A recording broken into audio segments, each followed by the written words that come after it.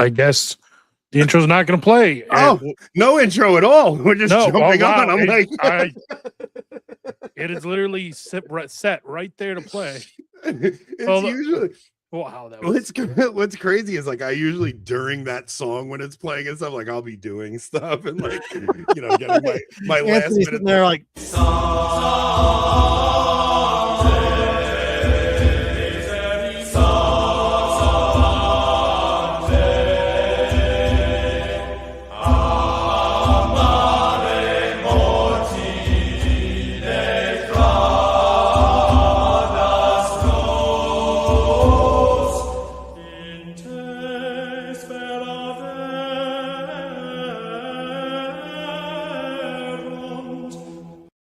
I guess it did decide to play. Oh God.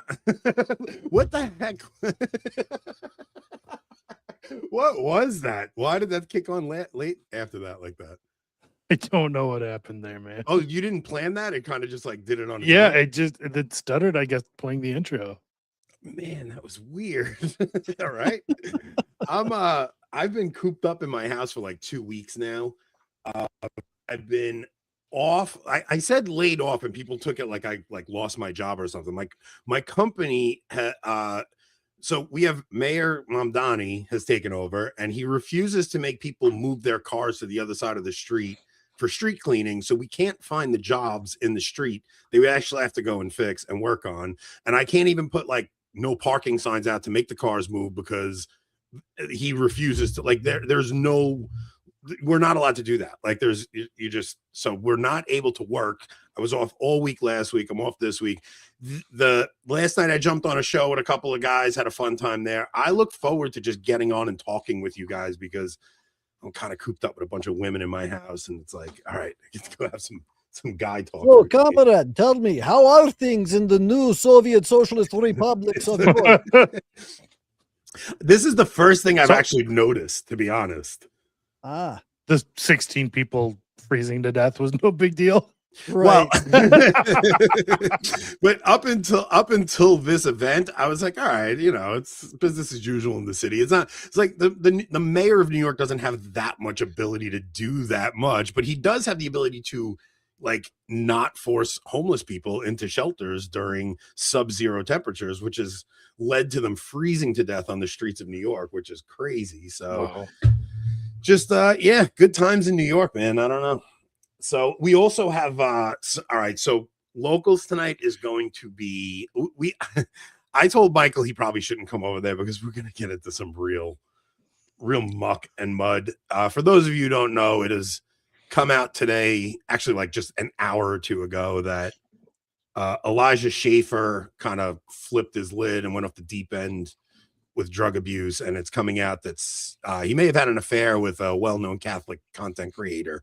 So we're going to discuss that on the other side. We're going to try to keep the gossip to a limited amount on YouTube, but if you guys want to join us, that's what we're going to do over on the other side. Other than that, how have you boys been?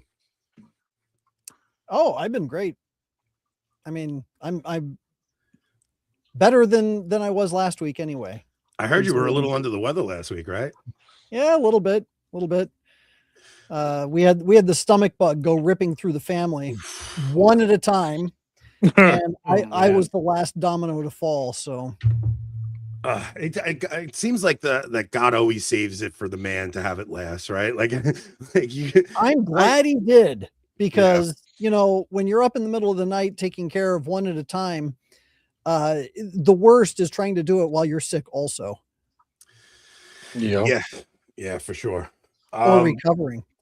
We skipped our Thursday show last week. Like I was throwing topics at Rob. I was like, do you want to, like, we were like, all right, look, we could talk about this or this. And Rob was just like, dude, I just don't have it in me tonight.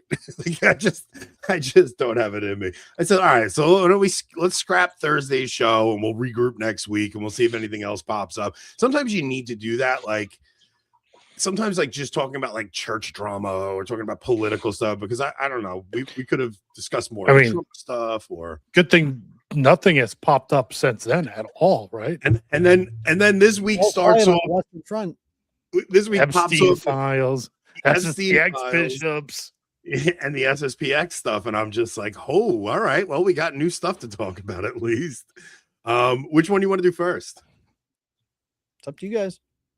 I Well, put out a short video on the SSPX thing on my X the other day, just because I just find it so strange how like gleeful some people seem about like the prospect of excommunications, and it's like, and Anthony Stein pointed out, because he actually played my video, and he said, well, I'll throw the reverse at you. If like we heard James Martin was going to get excommunicated, you'd probably have that kind of glee too, right? And maybe, but man, it's I would.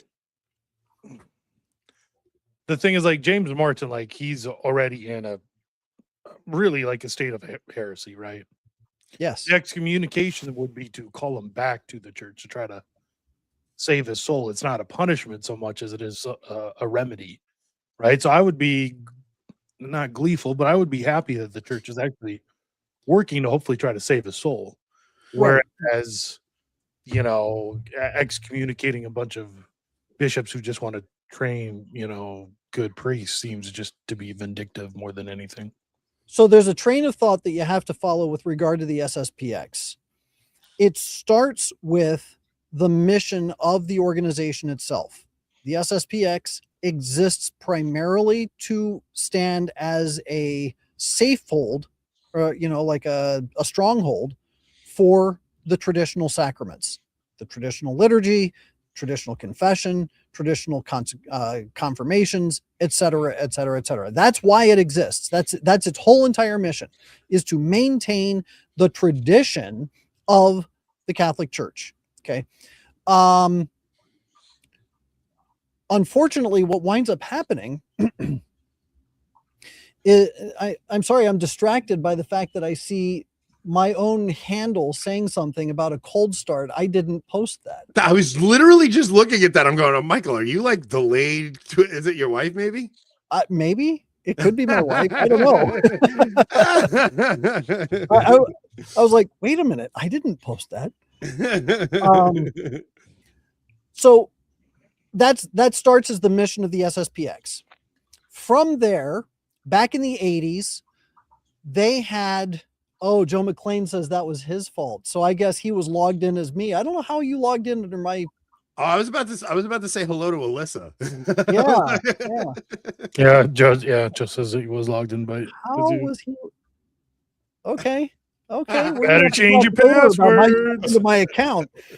No, but okay. So it starts with SSPX with its mission. The second step that you have to look at is that the SSPX asked for the consecration of bishops in the 1980s, and several times they were told yes, but not yet, and it was delay. Now, why were they delaying?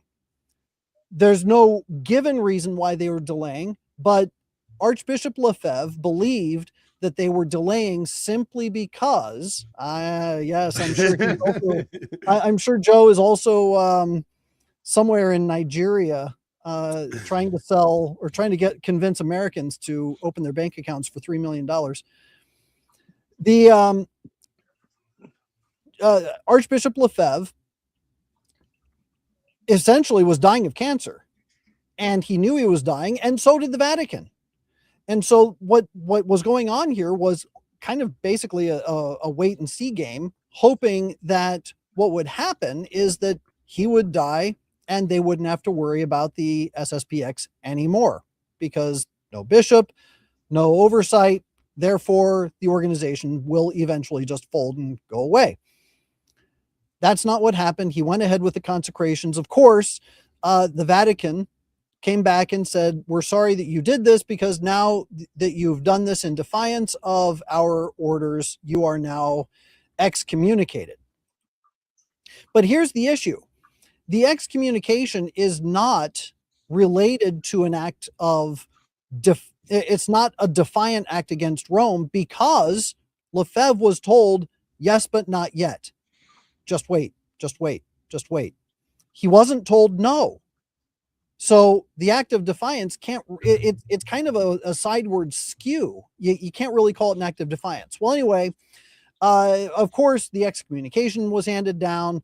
It's a legal excommunication. You can't say that it wasn't legal. You can't say it was something that was promulgated and it was upheld by Rome. So yes, it was an actual excommunication. That excommunication was then lifted by Pope Benedict XVI. SSPX, it was in what was called an irregular canonical status. So it's kind of a strange situation. And now 2 of their bishops have died. They've got 2 left. They've been asking Rome for permission to consecrate bishops. And again, it's more of a wait and see game. We don't know what Rome's response was when they wrote to Rome and said, we intend to consecrate bishops. I don't think I think Rome caves. You think they caved? I think Rome caves. I think Rome gives them bishops. Maybe. But, but here's the thing. God, I'm sorry. We don't know what Rome said. It kind of seems like we were led to believe they said nothing at all and just ignored it almost. Right. And if that's the case, then there's no act of defiance, which means they weren't told don't do this, which means to go forward with the consecration of those bishops would not be an act of defiance, therefore not an act of schism, therefore not an excommunicable offense. So to Anthony's point, when people sit there and they start gleefully wringing their hands going, I really hope that they get excommunicated because, wow, it's a long time coming, those jerks. I'm sorry, but that's not what's happening. That's not the case. And you shouldn't be hoping that somebody gets excommunicated for something that they didn't do. Yeah. Yeah. And I'm tired of seeing people act as if the society wanting bishops is the same thing as what Martin Luther did, because that is something you see quite often. Like, they're basically Protestants. They don't, it's like, man, do you guys actually understand what the Protestant Reformation was? It wasn't like they brought in an entirely new theology and soteriology about the way you are saved. They came up with a whole new ecclesiology. Then it became just the Bible alone, and anybody could start this church planting idea. Like, the society is literally just like, we just want to continue on with the mission of the church as it always has been. We want to continue with the sacraments and the rites of the church as it always has been. We want to teach from the catechisms from before the council. And all we're asking is that we are allowed to ordain bishops so that this mission can continue. Like, if the society does not get those bishops, the society dies on the vine. Like, it dies off. And so does the FSSP. So does the ICKSP. The All only of reason they exist is because the SSPX exists. Exactly. Like, it's almost like if the SSPX doesn't ordain these bishops, it's bad news for all the indult communities. It's bad news for all the Ecclesia Dei communities, all of them, because really Rome wants to be rid of it totally, and they almost can't because of this resistance put up by the society. So it's like I'm not even a society guy. I'm not over Me here either. You know what I mean? I'm not even a society guy. I go to a diocesan Latin mass, but the idea that I would be gleeful at the thought of their excommunication is absurd. It's like, I like what the society does, and I think that it's an important piece of the puzzle. And I think anybody who loves the Latin mass that thinks they don't owe a debt of gratitude to Lefebvre is delusional. Like, every one of you who love the Latin mass owe a huge debt to Lefebvre. Lefebvre is the reason that the Latin mass exists as wide as it does today. It was definitely like Summorum Pontificum was a concession because of the society in some form or fashion, maybe not directly, but it definitely was. It was because Benedict saw there were people who wanted to go to the Latin mass, but didn't want to be in this irregular canonical situation. So he made the exception there. Joe McLean said that the Vatican said they hope to work it out before July 1st. Yeah. So yeah, you have to think about this, like how much Francis did for the society. Like, Francis grants them the ability to have like gives them authority for weddings, for confessions, for like he basically gives them authority to do all the things that were in question before. So like I would hear talks by like Father Wolf on Sensus Fidelium years ago, like, because a lot of people that come to tradition now kind of think there's always been like this calm between the society and the FSSP is, but there wasn't. There was a lot of hostility Oh yeah. between those groups. Like really, Michael Matt coming out with Unite the Clans. Unite the Clans is technically about the society and the Ecclesia Dei communities. Like, come on, guys, it's time to stop the hostility. Like, there's because you would hear sermons by guys like Father Wolf and the guys in the FSSP saying, don't get married at the SSPX. Like, your marriage is invalid. You're actually living in a state of mortal sin. Like, you would hear stuff like that, and you don't hear stuff like that anymore since the Francis pontificate. So, I mean, a lot of people coming into this scene now don't really know that context. Yeah. I think that there are a lot of people that don't have the proper understanding of how everything came out to be the way that it is. You know, you back in the 80s, the reason that the Fraternal Society of St. Peter came into existence is because when Lefebvre decided he was going to consecrate the new bishops, a bunch of priests from the society drove all the way to Rome to meet with Pope John Paul II, and they had a private audience, and the only way that they were able to have that private audience, because it was the dead of winter and most of Rome was already shut down at that point, and they were able to get that private audience and said, look, we are loyal to you as Peter, but we still want to maintain our identity as traditional Catholics, as traditional priests. Can we start something new? And he gave them that authority. And the caveat was, you are to answer directly to me, not to any bishop, not to anybody else. You are to answer directly to me, which is why it's called the Fraternal Society of St. Peter. So the existence of the FSSP is directly related to the SSPX. Yeah, they're breakaway priests who didn't want to go along in this. Not even really breakaway. It's more like just it's kind of like what do you call it when you have one series that spawns a new series on TV? It's like a spin-off the spin-off show. Well, the thing is, the ICKSP is like the French version, the French spin-off. Yeah. It's like Frasier from Cheers. It's like, you know, it's like two wonderful series, just different flavors.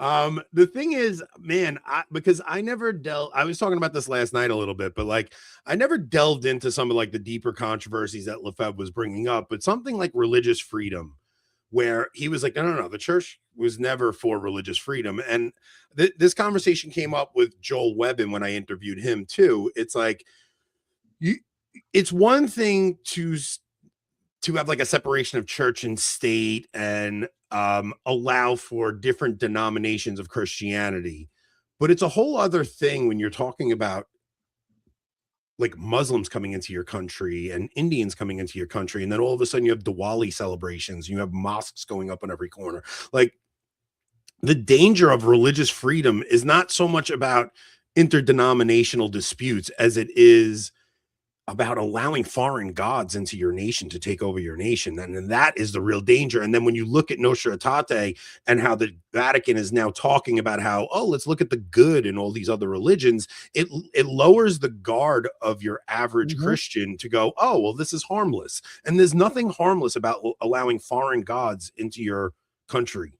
Like, it's dangerous.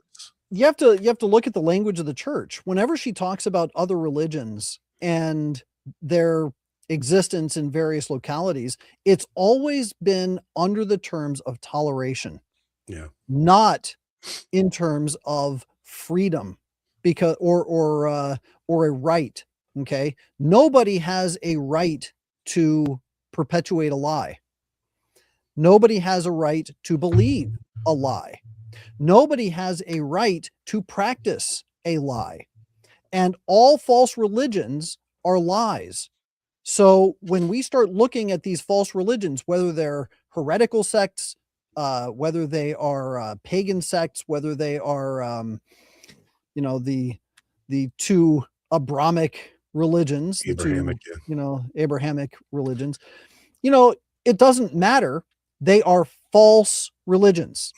They are false religions, and they've got to be recognized as such. So the problem that we have now within Catholic circles is that they're trying to give this, well, they call it ecumenism, they call it interfaith dialogue, but ultimately it's just a bunch of talk to try and push global socialism, because all they're really trying to accomplish is a bunch of kumbaya, let's all get together and hold hands and work together for the common good. It's garbage. It's even more diabolical than that. It's like when you even think about when Obamacare comes into effect and you have like the Little Sisters of the Poor are being forced to provide birth control, right? And we have that lawsuit that comes up and they're like, well, we're not going to, like, it's against our faith and we're not going to pay for abortifacient drugs or whatever. And the bishops go and fight that battle on religious liberty grounds. Instead of the bishops coming out and talking about the evils of contraception, like it then becomes, oh, religious freedom. Like that's where the Catholic mind has gone because of the documents of Vatican II. It's that we no longer talk about intrinsic evils and mortal sin. We just go, oh, religious freedom. Well, we shouldn't have to do this for religious freedom reasons. It's like our bishops should have been all over that for the intrinsic evil of abortifacient drugs, for the intrinsic evil of artificial birth control in general. And the whole conversation shifted, and it's all because of this ecumenical outreach that we got, which is what Lefebvre was against initially. And it's like, man, you think of a guy who was just so prophetic in what he saw. Like he just saw the consequences of this council. And he's like, you can't make deals with these guys. Right. Like you can't, he's like, you can't make deals with these guys. They're all modernists. He's like, what deal am I to make with a modernist? He goes, you want me to come in and just have unity for the sake of unity. But like these are real issues that need to be discussed. And the thing is, yes, like I get what people are worried about, but like, man, if it's not for this group standing up and saying, no, these issues need to be hashed out, we'll never hash them out. Like they need to be hashed out. We need to actually get to the bottom of them. All the ambiguities in the council need to be clearly defined, and they won't be without the society. Like the society plays a very vital role, in my opinion. I agree. I think because look, every good drama requires a foil. And you've got to have a protagonist, you've got to have an antagonist.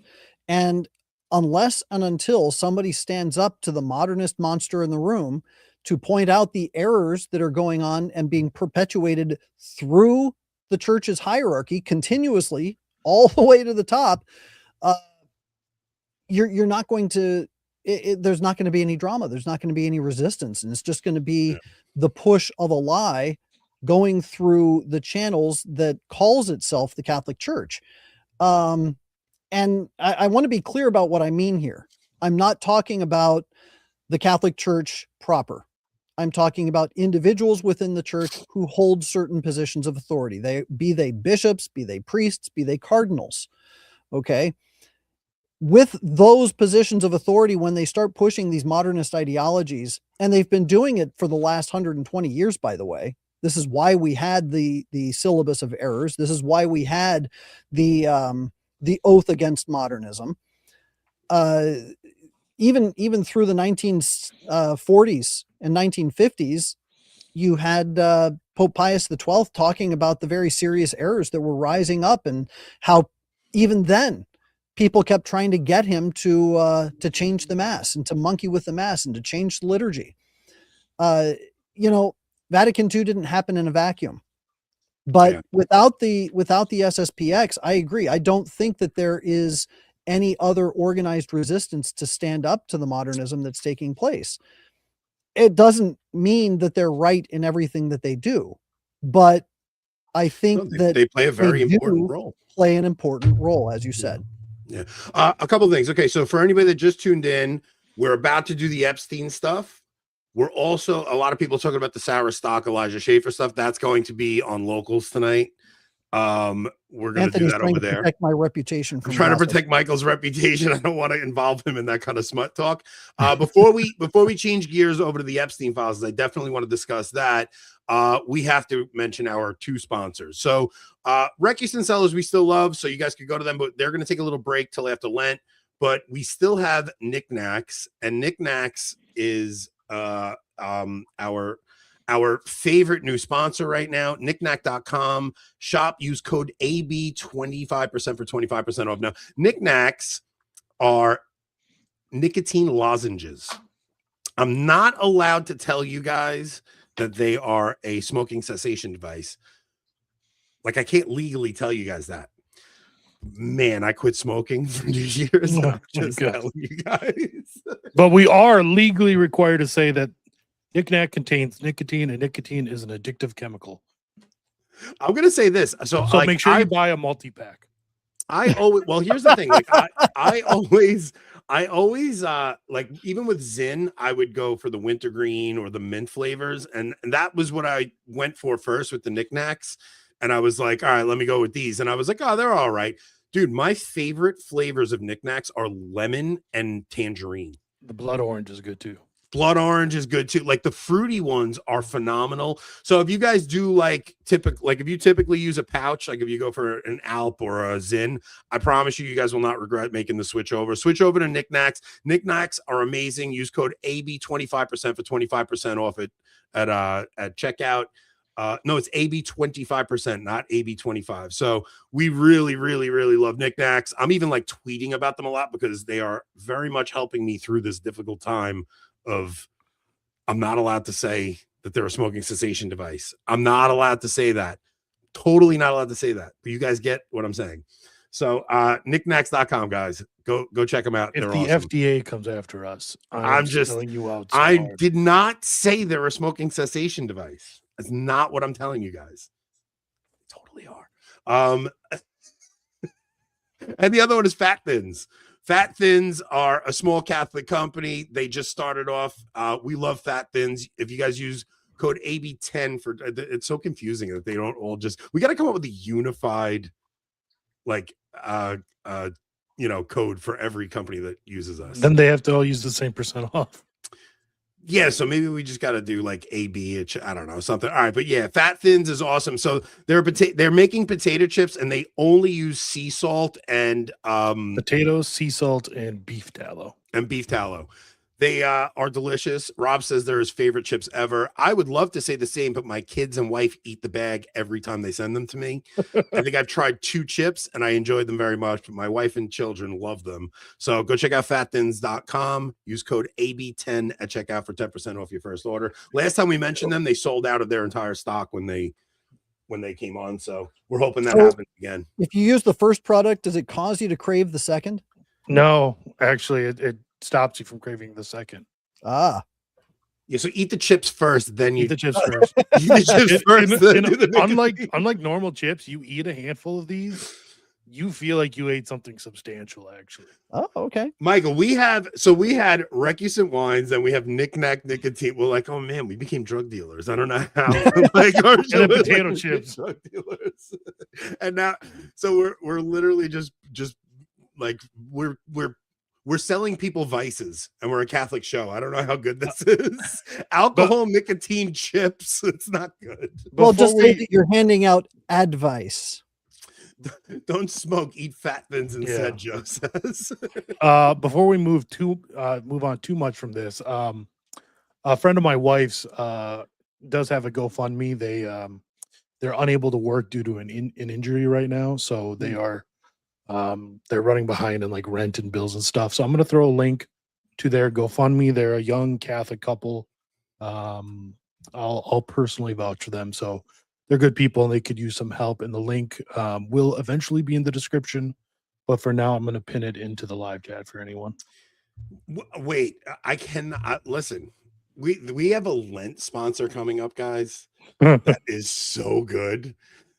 Michael, we have, I mean, I'm going to just shout them out because they sent us a package. Shoplobster.com sent Rob and I lobster tails.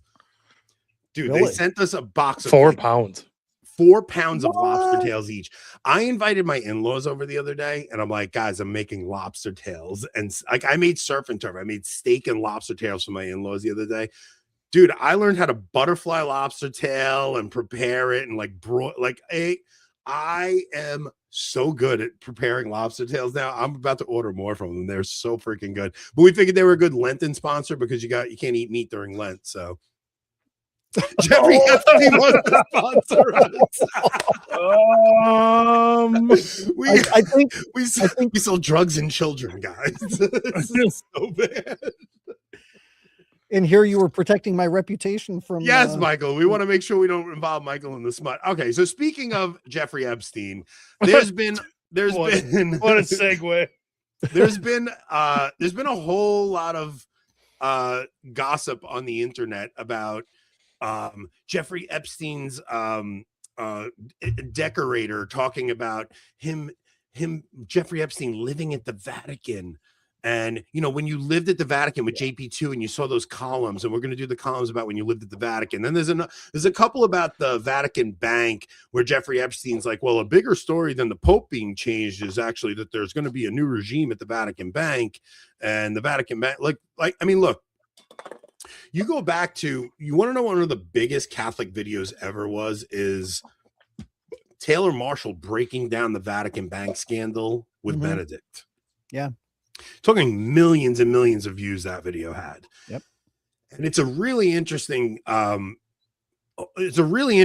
tale that you learn about the Vatican Bank. And then that honestly involves when Francis comes in and he does his 9 cardinal panel, right? It's like the fellowship he brings in or something.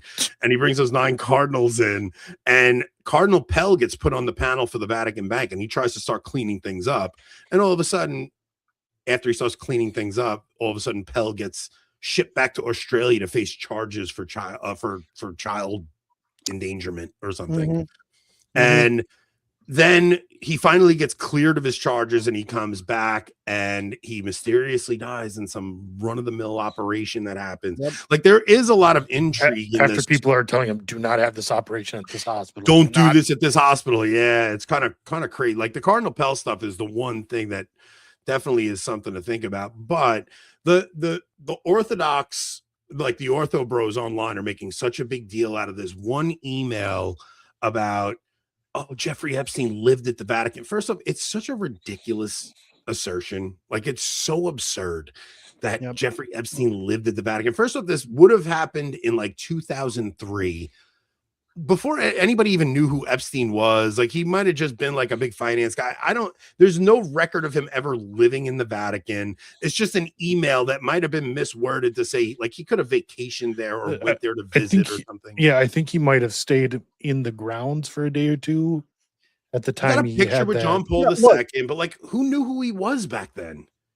So here's the thing. There are a couple of things here. Number one, I've been to Rome. I've been to the Vatican. I've stayed near the Vatican. There are Airbnbs all over, right around the Vatican city state that you can stay in. That you're basically saying for shorthand, hey, I stayed at the Vatican. You know, it's not like you're staying.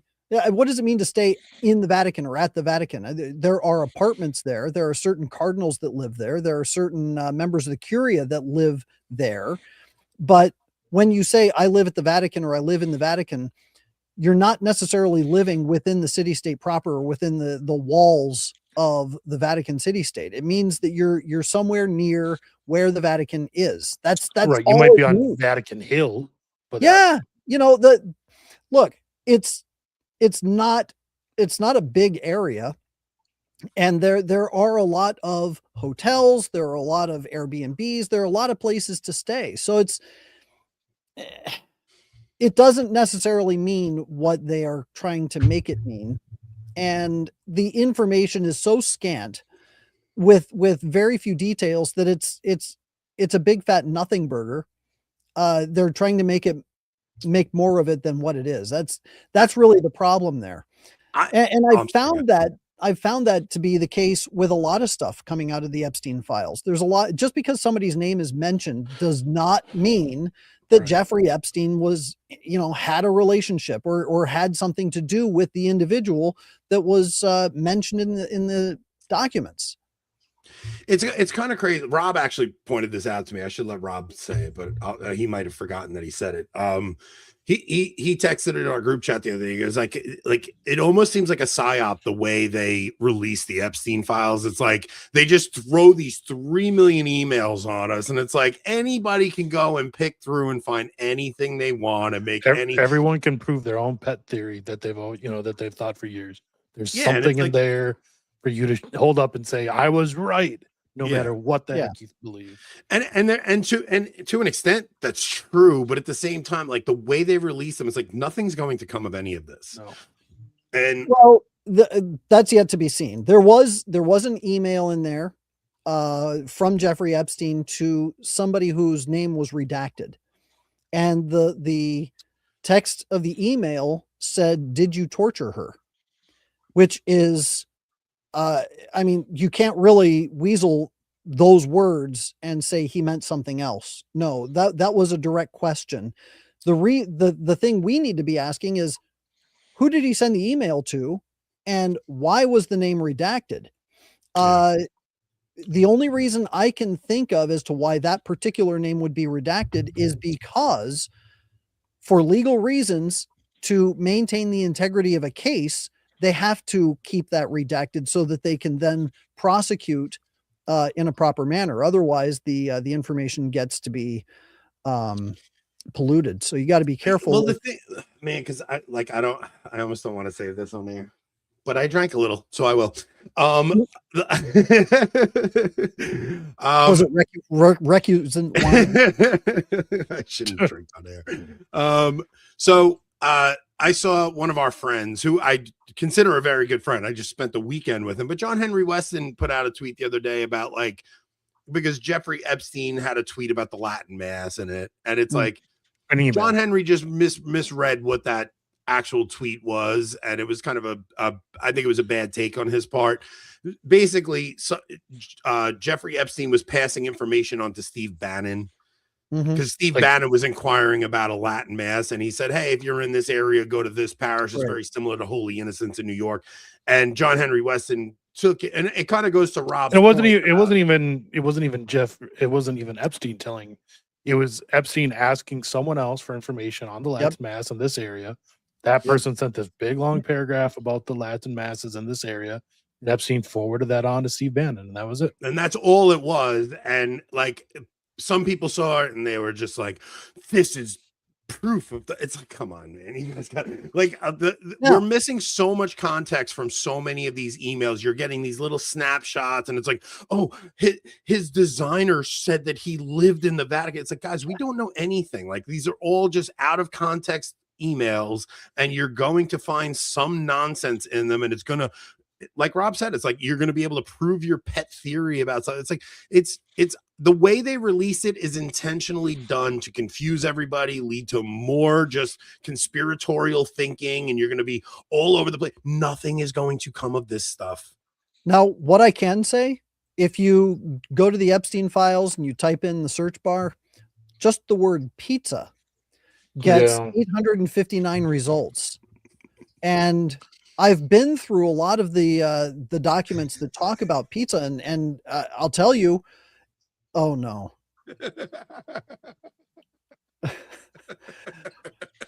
I mean, 100% right.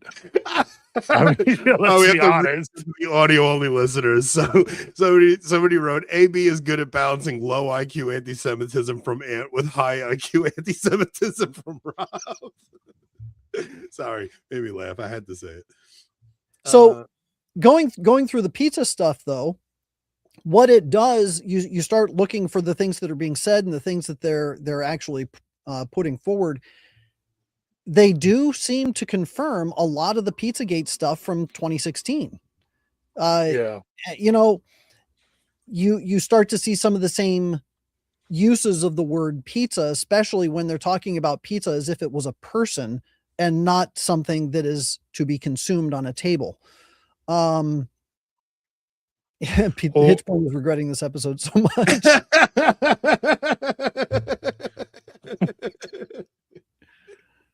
I'm sorry, guys. I'm sorry. I'm a little all over the place. No, Michael, you're 100% right, though.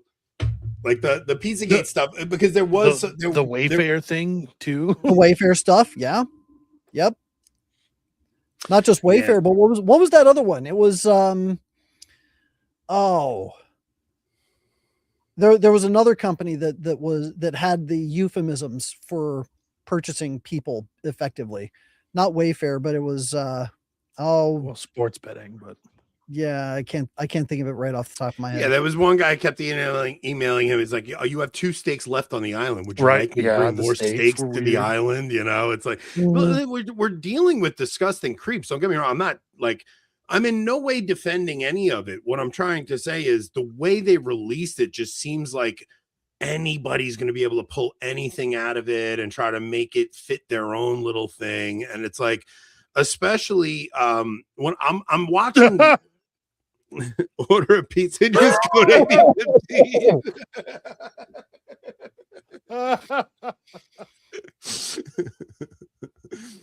8:15. You just threw me off. What's interesting to me is like we all knew it was underage, like an underage sex ring, and with some of the Pizzagate stuff and connections to what's the artist's name, Abramovich, right? Yeah. Oh yeah. Yeah. Like the whole Pizzagate stuff And the seemed protesters. yeah, but with all the mentions in the files about some of the Amish stuff, the Jewish stuff, like it is strange how much it seems to correlate to historical stories we are told are blood libel.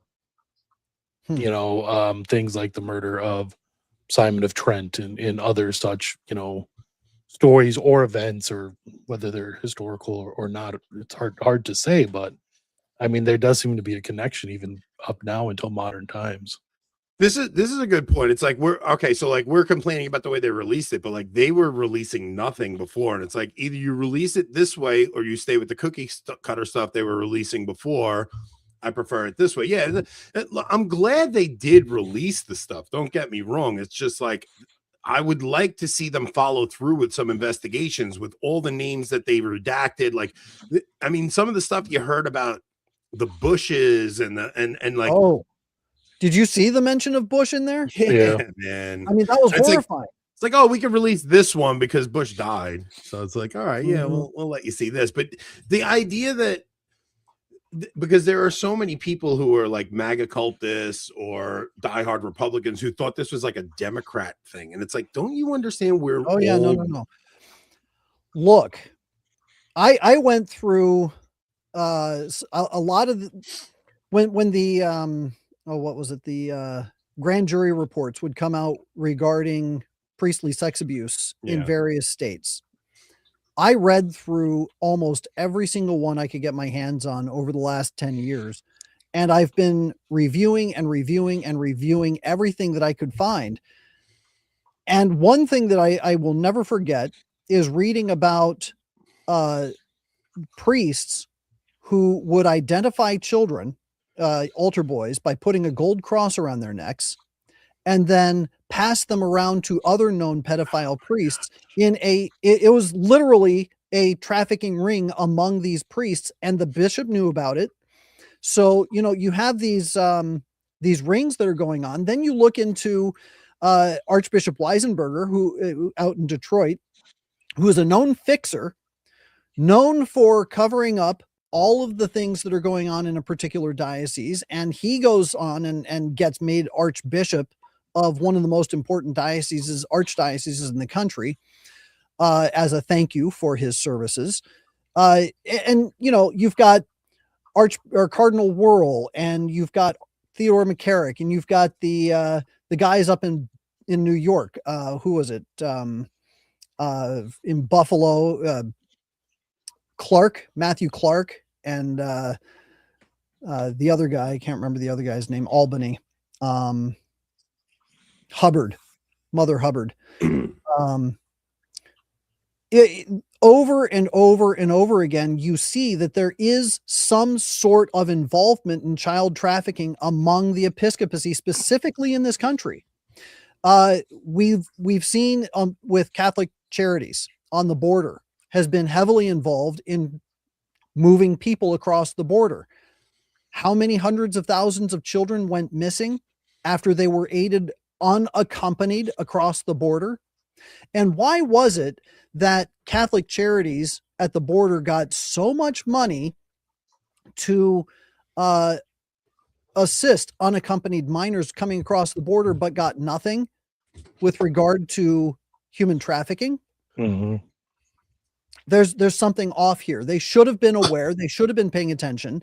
And you start putting the pieces together and there's something wrong. I will never forget when Pope Francis, and I'm trying to remember where he was. I think it was in 2020. And it was some group mass. Maybe it was a youth event. I don't remember, but the vestments that he's wearing, they're blue vestments. And the fringe along the edge of the vestment are these triangles. Oh yeah, I remember okay. that. Yeah. Oh, It's the pedo symbol. Yes, The- it the- was from Pizzagate. literally the pedo symbol. It's the same color blue. It's the same pattern with the same number of movements into the interior of the Yeah, triangle. 100%. Why? What, Okay, so like I always I thought historically the priesthood was probably a safe place for somebody who might have struggled with same-sex attraction, like that didn't want to get married. It was probably a safe place for them to go, right? So I would imagine throughout history you did probably have some percentage of people that were like this in the priesthood, but I think at a certain point when you get to like where Fulton Sheen talks to Bella Dodd, right? Mhm. And I think there's this active attempt to overtake the Catholic priesthood with men with this predilection. And then it gets to a point where once they get to the levels of bishop, it then, like in the 60s and 70s and 80s, it gets to a point where once they're in positions of power, they only elevate other men with this predilection.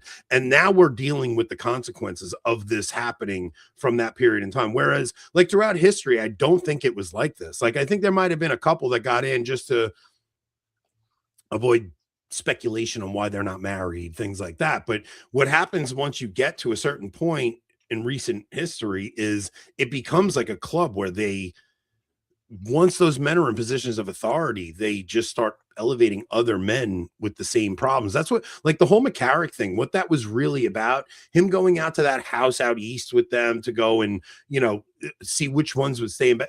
That was him feeling out which men he could elevate to higher positions. And it was like, oh, if you want to, it was like pay to play with a guy like McCarrick. And that's the situation we're dealing with now. And it's gotten to the point where now those men will be the ones in charge of what kind of vestments the Pope is wearing. Like that's how high up this stuff has gotten at this point. It's Scary interesting. stuff. Well, yeah, but you want to talk about there's nothing new under the sun. St. Peter Damian lived from 1007 to 1072. Okay.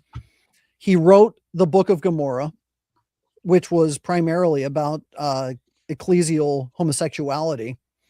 And as a quote, this is a quote that he himself gave: "For God's sake, why do you damnable sodomites pursue the heights of ecclesiastical dignity with such fiery ambition?" There's nothing new under the sun. So Yeah. we've got St. Peter Damian as a model. This is 1,000 years ago, Yeah. 1,020 years ago. Okay.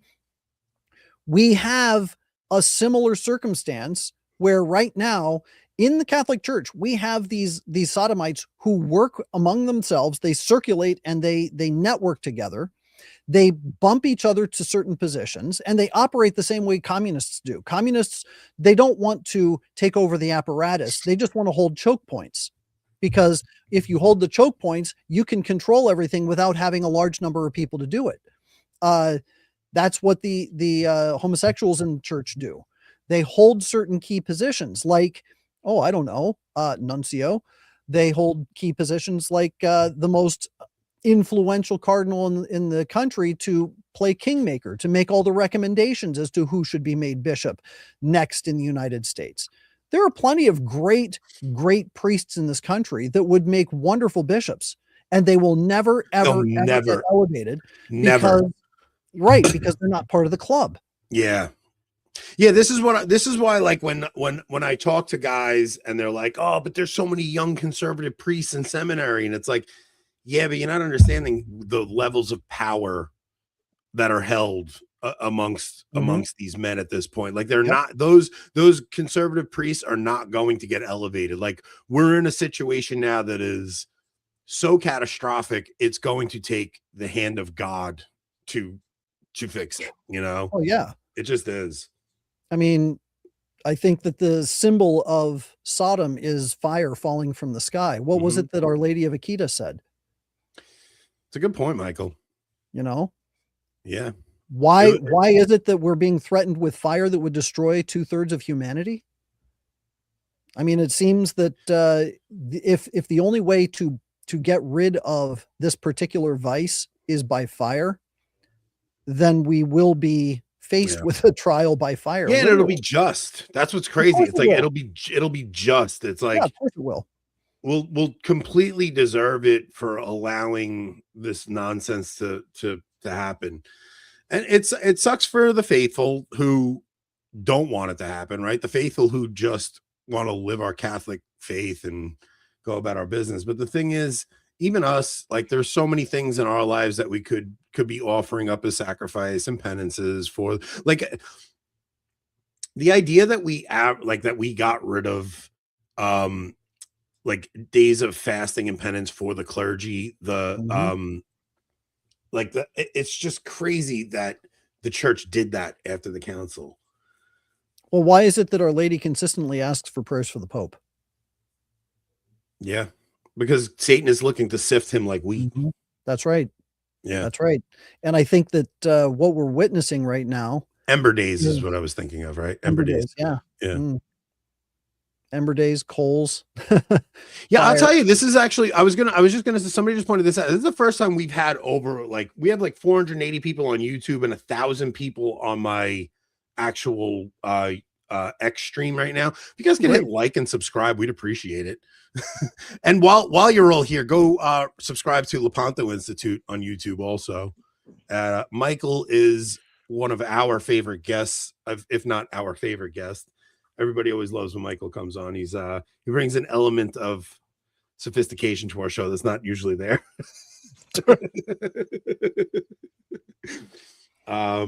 Yeah, it's just that's like good because Joe McClain was calling your show the Cleveland Browns of I did see that. And another Joe McClain just moved to afternoons. I want to give a shout because Joe's in our chat tonight, and Joe's not usually in our chat because Joe goes to bed at 7 o'clock typically because he had to be up at 3 a.m. And now Joe is an afternoon show, so it'll be a little easier to get Joe on. Joe will come and join us soon. I would always go to work and jump in Joe's chat in the morning, so it's nice to see he returned the favor a little bit. But yeah, go check out. Is Joe's show name the same still? Yeah, ACT, A Catholic Take. A Catholic Take with Joe McClain. I always just look up Joe McClain on YouTube and you'll find him. But yeah, Joe's show is in the afternoon now, which I'm very happy about. I don't know if he's happy about it, but I enjoy it. I'm glad that he's on at 4 o'clock in the afternoon because now I don't have to get up super early to be on this show. Easy. You go on Joe McClain show, you gotta wake up at 4 a.m. Like, I would have a day off and I'm like, all right, Joe, I'm off today. I'll come on your show, and I still gotta wake up like I'm going to work. But no, we love Joe. Joe's definitely awesome. So yeah, go check out A Catholic Take, subscribe to Joe McClain's YouTube channel.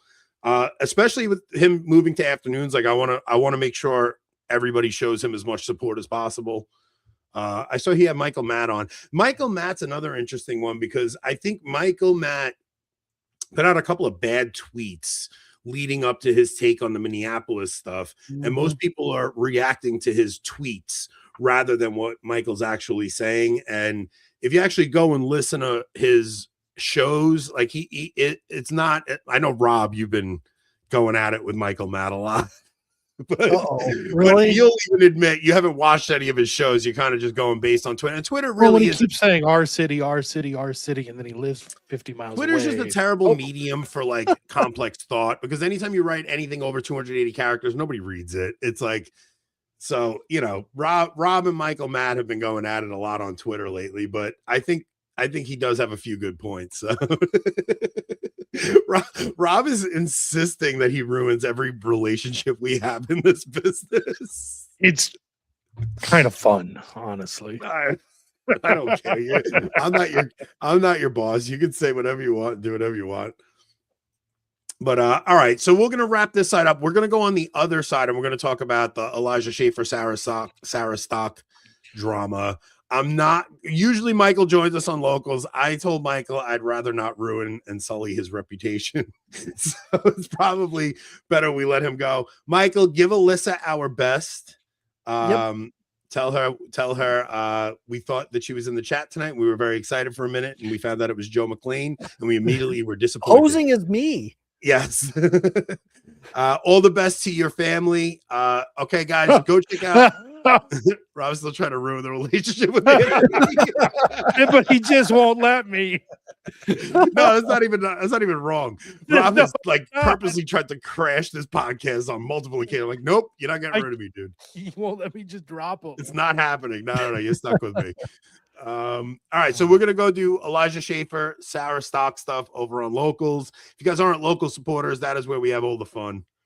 You guys are missing out on the best part of the show. If you're not local subscribers, come join us on locals, and we're gonna get into the next Catholic Inc. content creator to go down the road of debauchery and try to fool all of you. Michael, thank you so much, man. Go check out Lepanto Institute on YouTube and check out Lepanto Institute. Is it .com or LepantoIN.org? LepantoIN.org. Michael, we will get you on again soon. Thank you so much, man. You've been a great friend of the show, and we love you. All right. Love you too, guys. All right. We'll see you next time, brother. All right. We'll see you guys on the other side. Take us out, Rob. We'll go this one.